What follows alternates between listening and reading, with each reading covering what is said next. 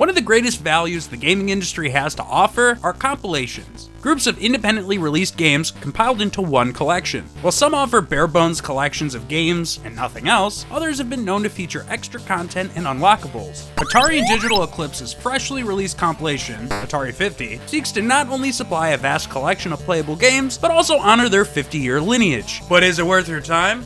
Let's find out. Atari 50 is not only a curation of retro games, but a commemoration of 5 decades of the Atari brand. From their arcade roots to their ill-fated Atari Jaguar, Atari 50 is more so a celebration of the company's legacy. The collection is filled to the brim with over 100 games, many of them having either been previously locked to older hardware or having never released at all. These inclusions result in Atari 50 becoming an important piece of preservation history. Games thought to be lost to time can now be enjoyed in a much more accessible way. The games featured in this collection range from the early 70s arcades to the Atari Jaguar. The library holds essential Atari staples such as Pong, Asteroids, Centipede, games that would help pioneer the industry, as well as many rare games. The world can now finally experience Atari carts without owning an actual Lynx.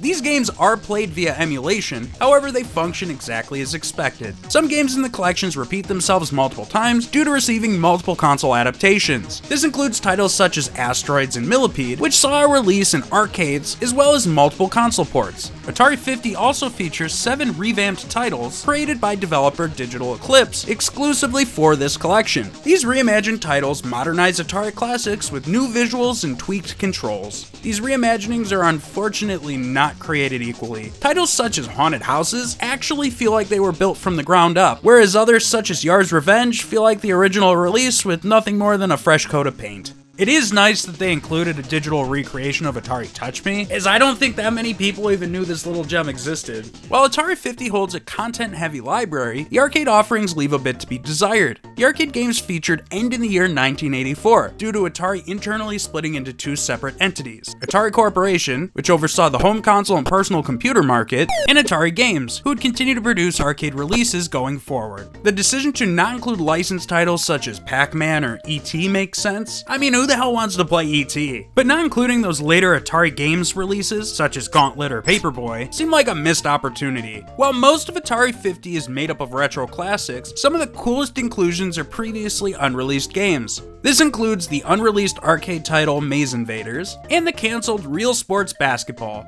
The collection also features some oddities, like the 2007 Atari 800 homebrew title, Yomp. The majority of Atari 50's catalog is available right out of the gate, however 5 games are locked. Clicking any of these locked games will reveal a hint on how to unlock them, which is done by completing specific goals within other Atari titles featured in the collection. While Atari 50 is a compilation of games at heart, the lineup also features an interactive timeline, which is perhaps the game's best feature. This timeline is split into 5 sections, each exploring different key points in Atari's history. These range from their arcade origins to the Atari VCS mini-PC, which released in 2021. Each of these timelines feature text descriptions of various events, as well as era-specific product design documents, adverts, and promotional artwork. Many of the playable games also feature 3D recreations of their original boxes. There's so much attention to detail, it's almost as if you're actually holding it.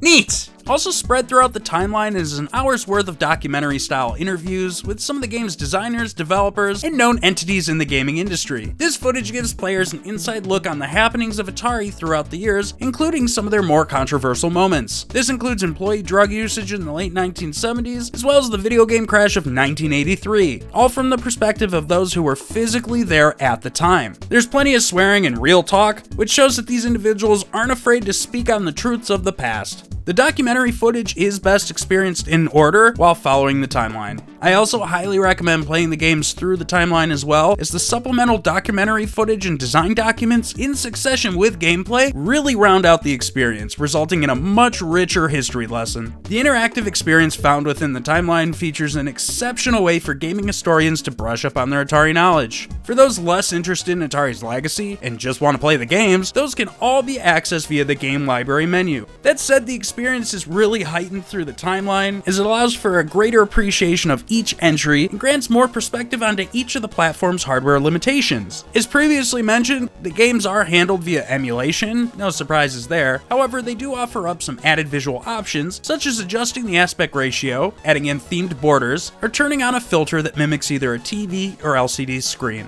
Atari 50 also gives players a fully mappable control scheme. Each game can be custom tailored to your specific playstyle. Unfortunately though, many of the included titles were designed with Atari's paddle controller in mind. Replacing the paddle's 330-degree rotating wheel with a contemporary controller joystick always just seems to result in games not feeling very great to play. Atari should have released a retro-style paddle controller to coincide with Atari 50's release, as that would have made the experience that much more authentic. Super missed opportunity, Atari. With over 100 different titles to choose from, Atari 50 features a fairly robust catalog of games. It presents itself as an anniversary celebration of the Atari brand, and it hits that mark full force. Everything from the industry-leading interviews to the previously unseen design documents and unreleased classics prove just how much passion and care went into the creation of Atari 50. This is a must-own collection for any retro enthusiasts, gaming historians, and honestly anyone who's genuinely interested in learning about the video game industry's infancy stages. Only Atari put so much in it for you. Play the game to get the reference.